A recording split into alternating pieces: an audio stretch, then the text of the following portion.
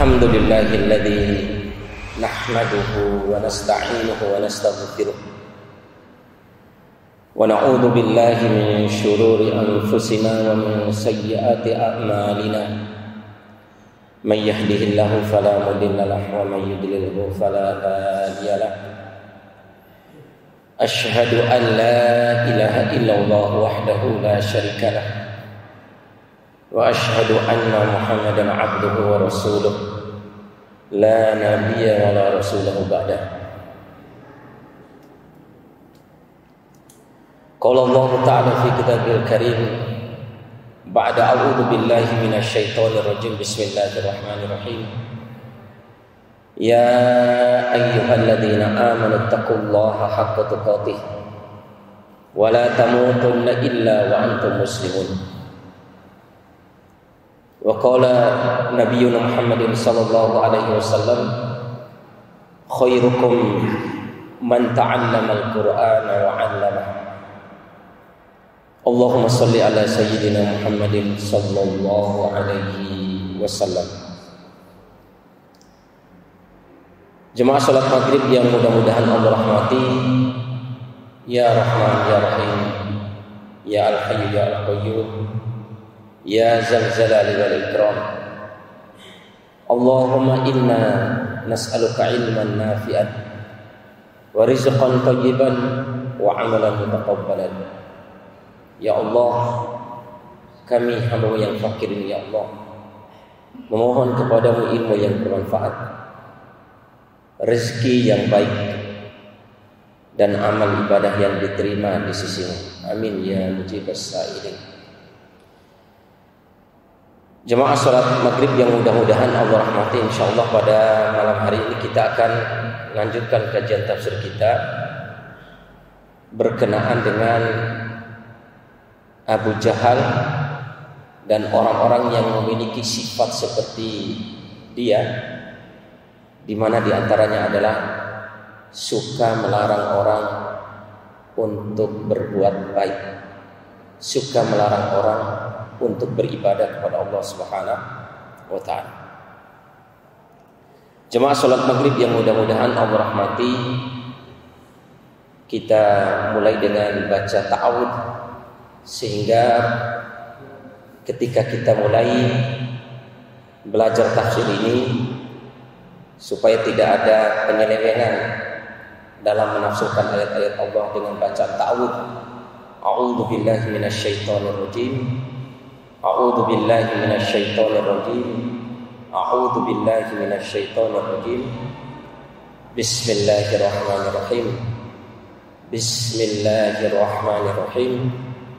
Bismillahirrahmanirrahim. Jemaah salat maghrib yang mudah-mudahan Allah rahmati, Allah Subhanahu wa ta'ala berfirman di ayat yang ke-9, Ara'aital ladzi yanha. Wahai Muhammad, bagaimana pendapatmu terhadap orang atau salah seorang atau orang-orang?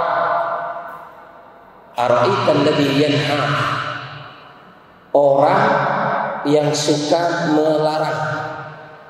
Apa yang dilarang di sini adalah abadan, di ayat yang ke-10, abadan idza shalla, yang melarang seseorang ketika seorang tersebut salat. Jemaah sekalian yang mudah-mudahan Allah rahmati, Al-Imam Ibnu Katsir menjelaskan hampir tidak ada perbedaan pendapat para ulama kaitan dengan turunnya ayat ini. Ara'aital ladzi yanha, yang berkenaan dengan Abu Jahal yang melarang Nabi kita Muhammad sallallahu alaihi wasallam salat. Sebagaimana yang dikatakan oleh Imam Al-Qasimi, belum menerangkan bahwa ayat ini berkenaan khusus dengan perilaku Abu Jahal yang berusaha untuk melarang Nabi sallallahu alaihi wasallam salat dan segala kebaikan dan dakwah Nabi sallallahu alaihi wasallam. Sebagaimana yang diriwayatkan oleh Imam Muslim, hadis ini diriwayatkan oleh Muslim dari Abu Hurairah Kemudian Abu Jahal berkata kepada orang-orang musyrik, dan itu didengar oleh Abu Hurairah, dengar ya. Abu Jahal berkata, hal baqa Muhammadin sallallahu alaihi wasallam yu'athir wajhahu baina adharikum. Apakah Nabi sallallahu alaihi wasallam apakah Muhammad itu masih dilihat oleh kalian sujud di Ka'bah ini? Masihkah dia melaksanakan sholat di hadapan kalian? Faqila lahu na'am. Maka dikatakan oleh orang-orang Quraisy, dijawab, benar wahai Abu Jahal, sungguh Muhammad masih melaksanakan sholat di Ka'bah ini. Wallata wal Uzza la in ra'aituhu yaf'alu dzalika la ata'anna 'ala rukbatayhi aw la'afiranna bit-turab.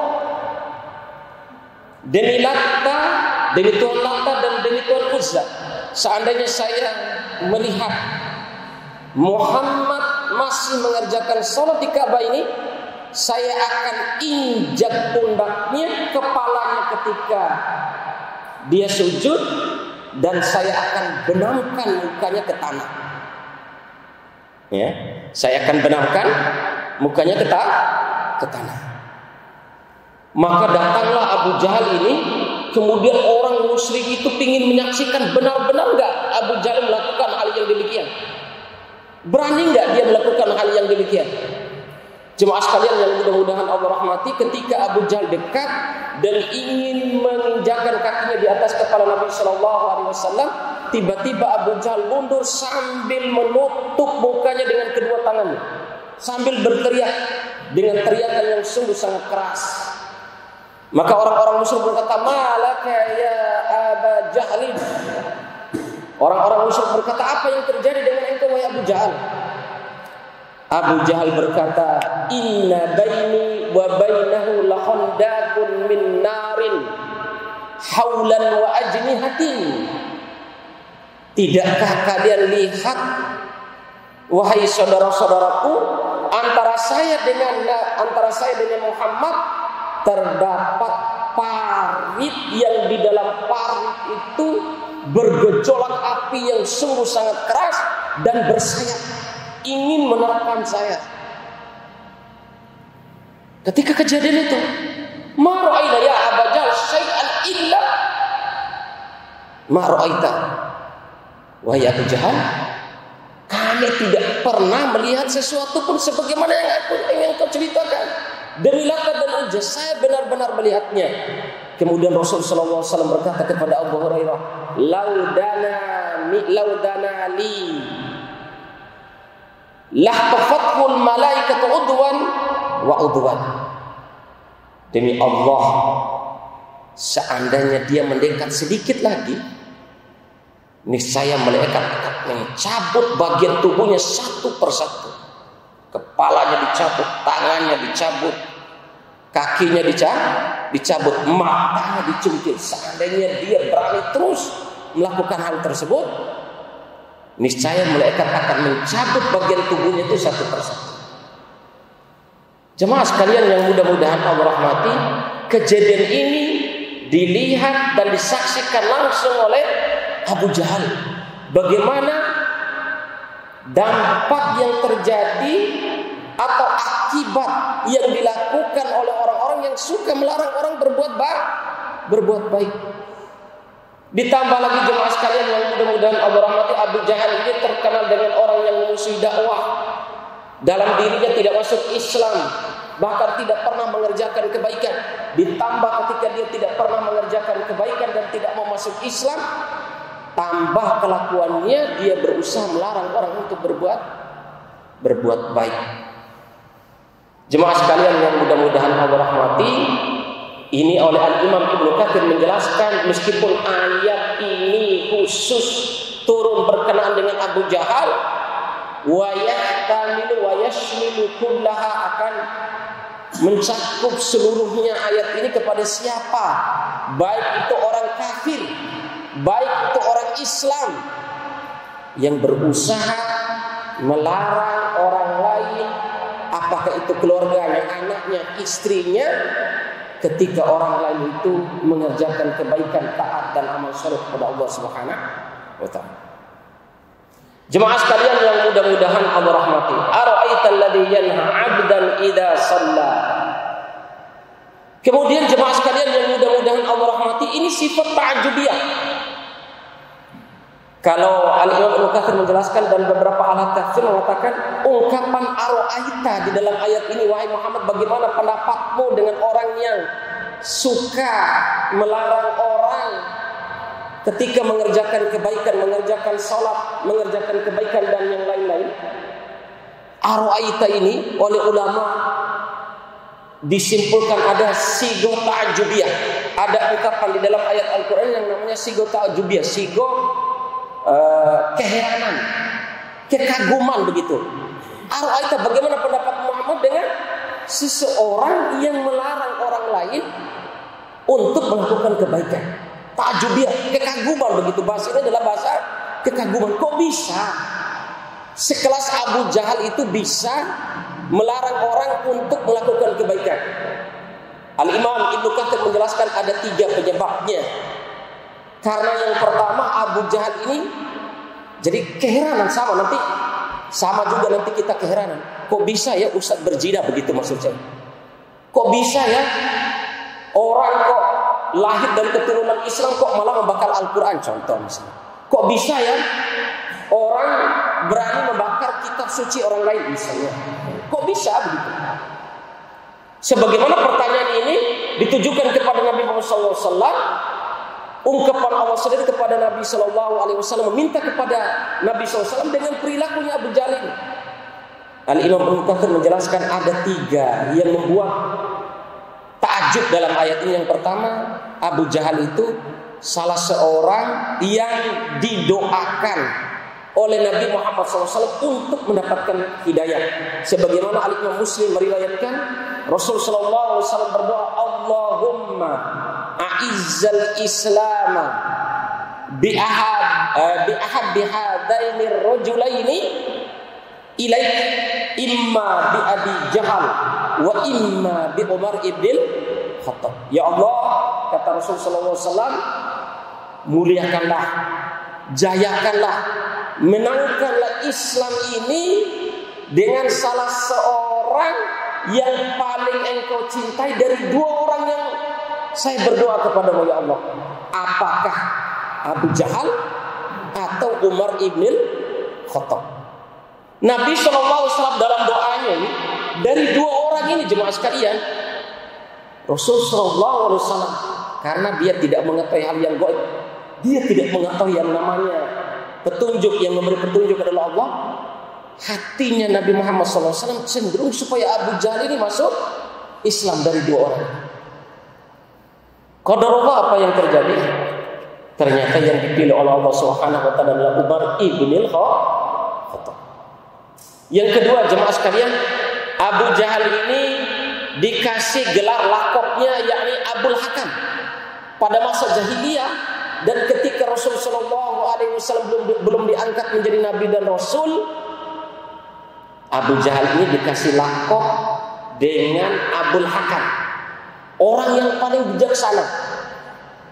Kok bisa ya orang yang paling bijaksana bahkan memeluk-meluk, mengelus-elus, bahkan termasuk Abu Jahal ini yang mengangkat, memilih agar kiranya Nabi Muhammad SAW yang mengangkat Hajarul Aswad ketika beliau umur 35 tahun mengalahkan suku-suku yang lain.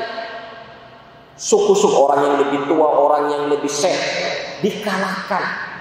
Yang mengangkat Hajarul Aswad ke tempatnya itu adalah dipilih, termasuk yang memilihnya adalah Abu Jahal, yaitu Nabi Muhammad SAW mengangkat Hajarul Aswad itu. Karena persoalan ini batu suci, jadi orang Arab itu rebutan suku ini untuk sampai baku hantam, bunuh ini. Pokoknya darah yang harus mengalir kalau bukan dari suku mereka yang dipilih untuk mengangkat Hajarul Aswad. Tapi Abu Jahal semua sepakat memilih Rasulullah SAW ketika beliau umur 35 tahun. Kok bisa ya? Gitu maksud saya. masuknya para ahli. Kok bisa Abu Jahal ini yang dikasih gelar sebelum Nabi SAW diangkat menjadi Nabi Rasul, Abul Hakam, orang yang paling bijaksana Jaziratul Arab, bisa sampai berperilaku seperti itu kepada orang lain, kepada Muhammad Sallallahu Alaihi Wasallam. Kemudian yang ketiga, Al-Imam Ibnu Katsir menjelaskan bahwa ketakjuban itu adalah kok bisa Abu Jahal melakukan hal seperti itu, padahal ini adalah ibadah yang paling mulia, yaitu sholat. Ini jangan sampai nanti, karena ada juga sebagian kita nih lagi sholat masih koi-koi orang lagi sholat itu, Masya Allah. Iya. Padahal lagi sholat itu. Ya jangan sampai ini terjadi kayak Abu Jahal yang suka, meskipun tidak melarang orang sholat, tapi mengganggu orang sholat. Ya. Jemaah sekalian yang mudah-mudahan Allah rahmati. Kemudian ara'aita in kana 'alal huda ara'aita alladhi yanha 'abdan idza shalla ara'aita in kana 'alal huda. Bagaimana dengan pendapatmu, menurutmu wahai Muhammad, kata Allah Subhanahu wa taala, in kana 'alal huda, jika orang yang dilarang untuk melakukan kebaikan tersebut, terlebih khusus dalam ayat ini adalah sholat, sebagaimana asbabun nuzul yang dijelaskan oleh Sahih Muslim dari Imam Abu Hurairah. Bagaimana pendapat Muhammad jika yang dilarang inilah orang yang di atas kebaikan? Maksudnya engkau itu yang dilarang atau yang diperlakukan sedemikian rupa oleh Abu Jahal, bahwa engkau ini adalah orang yang berada di atas kebaikan. Ini takjubnya juga minta pendapat. Artinya meskipun ayat ini ditujukan kepada Rasulullah, kita diajak berpikir. Kok masih ada ya orang Islam sudah diberi hidayah masuk Islam, kemudian mengisi hidupnya dengan maksiat dan dosa, tapi kerjaannya melarang orang untuk berbuat baik, melarang orang untuk contoh membela Al-Quran, melarang orang ketika berusaha untuk menyampaikan aspirasi, menyampaikan ketidaksetujuannya dengan orang-orang kafir yang membakar Al-Quran. Kok ada ya orang seperti itu maksudnya? Kok ada sudah melakukan maksiat dan dosa, malah halangi orang untuk menutup auratnya? Kok ada ya seorang ibu, seorang bapak melarang anaknya untuk menutup aurat? Kok bisa ada ya seorang atau orang tua yang tidak pernah melarang anaknya kumpul kebo atau berlaku sesuatu yang senonoh? Na'udzubillah min dzalik. Ara'aita in kana al-huda. Kok bisa-bisanya Abu Jahal ini melarang orang, padahal orang yang dilarang ini Nabi Muhammad SAW berada di atas kebenaran, berada di atas petunjuk. Maka jemaah sekalian yang mudah-mudahan Allah rahmati, ayat ini oleh Al-Imam Ibnu Katsir memberikan pelajaran kepada kita bahwa dengan ayat ini, ketika kita belum tahu masalah atau untuk menyelesaikan masalah, terutama yang berkaitan dengan dakwah dan yang lainnya, tanya dulu penyebabnya. Jemaah sekalian yang mudah-mudahan Allah rahmati, Al-Imam Ibnu Katsir menjelaskan tahapan di dalam menyampaikan kebaikan itu ada beberapa tahap, termasuk diantaranya adalah biqaulin layyin, dengan kata-kata yang sopan, dengan kata-kata yang bisa didengar oleh orang lain, dan dengan kata-kata yang bisa diterima oleh orang lain, sebagaimana Allah Subhanahu wa taala berfirman di dalam surah Thaha ayat 44, wa qula lahuma qawlan layyina, ketika Allah Subhanahu wa taala mengutus Nabi Musa dan Nabi Harun ke Firaun, wa qula lahuma wa qula qawlan layyina, dan berkatalah kepada Fir'aun itu, wahai Musa dan Harun, dengan kata-kata yang baik, kata-kata yang lembut, kata-kata yang bijaksana. Padahal luar biasanya Fir'aun ini, Masya Allah, ana rabbukumul a'la. Bejatnya, kafirnya, sombongnya Fir'aun ini sama mengatakan, ana rabbukumul a'la, sesungguhnya aku adalah Tuhanmu yang paling tinggi. Ketika menyampaikan kepada menterinya namanya Haman supaya membuat bangunan, ya, kubah yang bisa mencapai langit tingginya. Ditanya oleh menterinya, kenapa saya disuruh buat bangunan yang bisa mencapai langit? Wahai Fir'aun, la'an attali'u ila ilahi Musa, supaya saya bisa melihat Tuhannya Musa. Wa qula lahu qawlan layyinan. Perintah, sampaikanlah kepada Fir'aun itu dengan bahasa yang sopan, dengan bahasa yang lembut, yang bisa diterima oleh Fir'aun. Padahal dasarnya Fir'aun seperti itu. Ada dalam sebuah kisah para salaf, yakni Khalifah Harun ar-Rasyid. Ada orang ketika habis tawaf, ada orang panggil, wahai Harun, sini. Wahai Amirul Mukminin, sini. Dari logat bahasanya saja sudah kasar untuk memanggil Harun ar-Rasyid, sehingga Harun ar-Rasyid mengatakan, saya tidak mau. Sini, saya mau nasihati kamu. Saya tidak mau. Kemudian didekatilah oleh orang ini kepada Harun ar-Rasyid. Kemudian Harun ar-Rasyid menyampaikan, penyebabnya saya tidak memenuhi panggilan kamu itu karena kamu tidak lebih soleh, tidak lebih alim daripada Nabi Musa dan Harun.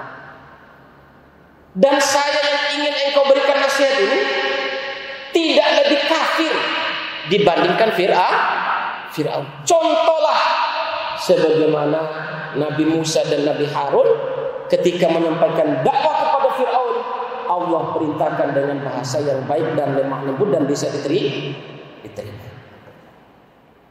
Meskipun kebaikan tetap disampaikan, lembut bahasanya, diterima bahasanya, tapi isi dan kandungan yang disampaikan supaya Musa tidak menyembah berhala dan tidak menganggap dirinya supaya disembah oleh orang lain. Sampaikan dengan bahasa yang halus, meskipun inti yang disampaikan itu adalah sesuatu peringatan. Jemaah sekalian yang mudah-mudahan Allah rahmati, ara'aita in kana al-huda aw amara bit-taqwa. Dan yang diperintahkan dan karakter yang dimiliki oleh orang yang dilarang oleh Abu Jahal itu Nabi Muhammad SAW, amara bit-taqwa. Orang atau nabi yang suka mendakwai orang untuk bertakwa kepada Allah, untuk beribadah kepada Allah Subhanahu wa taala. Kok bisa-bisanya Abu Jahal seperti itu? Kok bisa-bisa ada orang seperti itu? Kok ada gitu? Kalau orang kafir wajar sampai sekarang, Masya Allah, Swedia, Belanda, Denmark sekarang dengan begitu bebasnya membakar kitab suci Al-Quran. Dengan begitu bangganya membakar, divideokan, diupload, sehingga dunia Islam mengetahui itu semua. Sungguh lucu, sungguh mengherankan, takjub ya.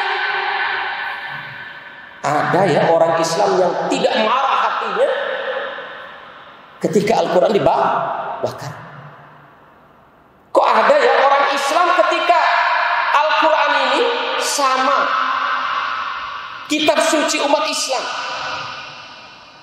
tidak ada bangkit hatinya untuk marah ketika Al-Quran itu dibakar. Minimal hatinya benci. Maka Buya Hamka mengatakan, ketika agamamu dihina dan kamu tidak ada rasa peduli dengan agamamu dihina, maka gantilah bajumu dengan kain kafan. Mati sajalah. Masya Allah. Jemaah sekalian, kok ada Sebagaimana Imam Ibnu Taimiyah, kemudian Abu Ja'far At-Tahawi di dalam bukunya Al-Aqidah At-Tahawiyah. Imam Ibnu Taimiyah mengatakan di dalam bukunya Majmu' Fatawa jilid 7 halaman 647. Yang kita sepakati dalam Islam ini banyak, lebih banyak yang kita sepakati daripada sesuatu yang beda-beda dikit. Yang bikin kita bersatu itu lebih banyak dibandingkan sesuatu yang bikin kita tuh beda dalam masalah ibadah-ibadah ini. Apakah kunut atau tidak? Apakah usolli atau tidak? Perbedaan-perbedaan seperti itu sedikit dibandingkan dengan persamaan-persamaan umat Islam. Rukun Islam kita sama, kata Imam At-Tahawi dalam bukunya Al-Aqidah At-Tahawiyah. Begitu juga Majmu' Fatawa Imam Ibnu Taimiyah dalam tadi jilid 7 halaman 647. Al-Quran kita sama, sikap kita terhadap sahabat sama, kemudian hadis-hadis yang kita pakai juga sama. Belum bisakah Al-Quran itu menjadi pemersatu kita? Disebabkan karena ini yang mengadakan ini bukan kelompok saya, ini yang mengadakan ini bukan jemaah saya, ini yang mengadakan ini bukan orang-orang saya. Na'udzubillahi min dzalik. Wa'tasimu bihablillahi jami'a. Di dalam surah Ali Imran 103. Berpegang teguhlah kalian dengan tali Allah Subhanahu wa taala. Al-Imam Ibnu Abbas mengatakan, "Wa'tasimu bidinillah." Berpegang teguhlah kalian dengan agama Allah. Agama Allah termasuk di dalamnya Al-Quran. Bahkan panduan hidup kita adalah Al-Quran. Bukan wa'tasimu bi jama'atikum, wa'tasimu bi firqatikum. Bukan berpegang teguh dengan kelompok kalian. Bukan berpegang teguh dengan agama Islam menurut kelompok kalian, menurut jamaah kalian, bukan. Tapi yang dimaksud oleh Imam Abbas di sini adalah bersatulah kalian, berpegang teguhlah kalian dengan agama Allah Subhanahu wa taala. Ketika Al-Quran dihina, kitab suci seluruh umat Islam, apapun dia yang penting di umat Islam, maka berpegang teguhlah dengan agama Allah Subhanahu wa taala. Berpegang teguhlah dengan Al-Quran, bela Al-Quran, lindungi Al-Quran, baca Al-Quran, amalkan Al-Quran. Jemaah salat maghrib yang mudah-mudahan Allah rahmati. Kemudian ara'aita in kana al-huda aw amara bit-taqwa. Allah Subhanahu wa taala berfirman di ayat selanjutnya, yaitu di ayat yang ke-13 sampai 14. Ara'aita in kadzdzaba wa tawalla. Bagaimana menurut pendapat Muhammad? In kadzdzaba wa tawalla, bahwa orang yang suka melarangmu salat, yang suka melarangmu untuk dakwah, amal soleh dan ibadah kepada Allah, dan mengajak orang lain untuk ibadah dan taat kepada Allah, adalah orang yang kadzdzaba wa tawalla. Penyebabnya karena Abu Jahal atau orang tersebut mendustakanmu, mendustakan Al-Quran. Apa yang dimaksud dengan mendustakan? La yakina fihi, tidak ada keyakinan bahwa ajaran Nabi SAW benar. Tidak ada keyakinan bahwa Al-Quran ini benar. Tidak ada keyakinan bahwa Al-Quran itu sebuah mukjizat. Tidak ada keyakinan bahwa Al-Quran itu menjadi panduan hidup. Menyebabkan karena tidak ada keyakinan. Karena tidak yakin dengan itu semua, wa tawalla, maka dia berpaling. Karena tidak ada keyakinan tersebut, maka dia berpaling. Jemaah sekalian yang mudah-mudahan Allah rahmati, masya Allah, tahapan yang sungguh sangat luar biasa bagaimana Nabi Shallallahu Alaihi Wasallam dalam atau Al-Quran itu turun bertahap-tahap selama 23 tahun, selama kurang lebih 12,5 tahun. Di dalam riwayat 11,5 tahun Nabi Shallallahu Alaihi Wasallam menyampaikan perintah untuk mentauhidkan Allah Subhanahu wa taala. Sebagaimana Ibunda Aisyah meriwayatkan dari Sahih Muslim, awwalu ma nuzila suratul mufassal al-jannatu wad-nar. Surah-surah yang pertama kali awal-awal turun itu adalah surah yang menjelaskan masalah surga dan neraka. Sehingga Imam Ibnu Hajar Al-Asqalani menjelaskan kaitan dengan hadis yang diriwayatkan Ibunda Aisyah ini. Imam Ibnu Hajar Al-Asqalani menjelaskan idza taban nasu ilal Islam ja'al halal wal haram. Apabila manusia sudah benar-benar yakin akan Allah Subhanahu wa taala, sudah benar-benar yakin akan nabi yang diutus, dan mereka sudah mulai masuk Islam secara berbondong-bondong, maka Allah turunkan ini halal, ini haram. Turunnya perintah khamr. Yas'alunaka 'anil khamri wal maisir qul fihima itsmun kabir. Mereka bertanya tentang masalah khamr. Sesungguhnya di dalam khamr itu lebih banyak mudaratnya daripada manfaat. Serah. Yang penting jangan sampai bermudarat. Para sahabat masih minum khamr. Wala taqrabus shalah wa antum sukara. Setelah itu lihat ini orang kok mabuk-mabukan kok. Sudah mulai kalau datang sholat sudah mabuk-mabuk. Bahkan Allah Subhanahu wa taala turunkan perintah, janganlah kalian sholat ketika dalam keadaan mabuk. Berarti kalau kalian mabuk dalam keadaan belum sholat berarti masih boleh. Kemudian di ayat selanjutnya innamal khamru rijsun min amali syaitan, ayat selanjutnya itu sesungguhnya khamr adalah merupakan rijsun min amali syaitan, merupakan perkara yang buruk termasuk daripada amal-amal syaitan. Maka ketika ayat ini turun, Masya Allah, para sahabat, orang Islam tiba-tiba menuangkan khamr itu sampai di dalam riwayat yang diriwayatkan oleh Muslim, jalan itu penuh dengan minuman khamr. Rumah-rumah itu basah dengan minuman khamr, bahkan sampai yang tersisa di botol, bahkan sampai yang Masya Allah luar biasanya karakter bimbingan oleh Nabi SAW kepada para sahabat, yang mereka sudah masukkan khamr itu ke dalam mulutnya, mau ditelan mereka muntahkan. Ketika ayat terakhir itu turun berkenaan dengan haram secara mutlaknya khamr. Jemaah sekalian yang mudah-mudahan Allah rahmati, au amara bit taqwa ara'aita in kadzdzaba wa tawalla. Penyebabnya karena mendustakan, tidak yakin dengan Al-Qur'an, tidak yakin dengan Islam. Ya, ara'aita in kadzdzaba wa tawalla alam ya'lam bi anna Allah yara. Terakhir Allah Subhanahu wa taala ingatkan alam ya'lam bi anna Allah yara. Tidakkah Abu Jahal atau orang-orang yang serupa dengan Abu Jahal, tidakkah orang Islam atau orang kafir yang membakar Al-Quran, tidakkah orang Islam yang mengisi hidupnya dengan dosa dan maksiat, mereka tidak mengetahui bahwa Allah Maha mengetahui apa yang telah mereka perbuat? Silahkan, bukan maksudnya silahkan itu memperbolehkan, maksudnya if'al in lam tastahi if'al ma syi'ta, kan begitu kata hadis Nabi SAW. Jika kalian tidak malu, silahkan melakukan maksiat sebanyak-banyak, bergaya-gaya apa yang kalian perbuat. Tapi ingat, alam ya'lam bi anna Allah yara. Di dalam ayat yang ke-14 daripada surah Al-Alaq ini, tidakkah mereka ketahui bahwa Allah Maha mengetahui, bahwa aku ini Maha mengetahui, Maha mengetahui apa yang kalian perbuat,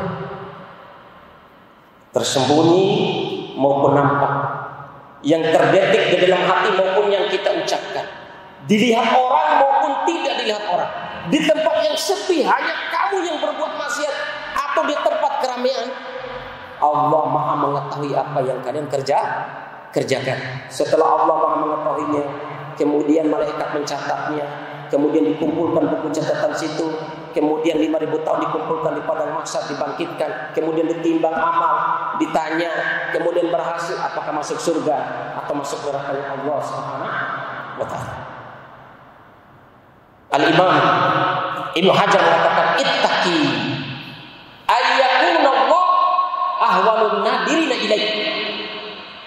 Kata Imam Ibnu Hajar, waspadalah wahai kaum muslimin, hati-hatilah, jangan sampai kalian menjadikan pandangan Allah lebih hina di mata kalian daripada pandangan manusia. manusia.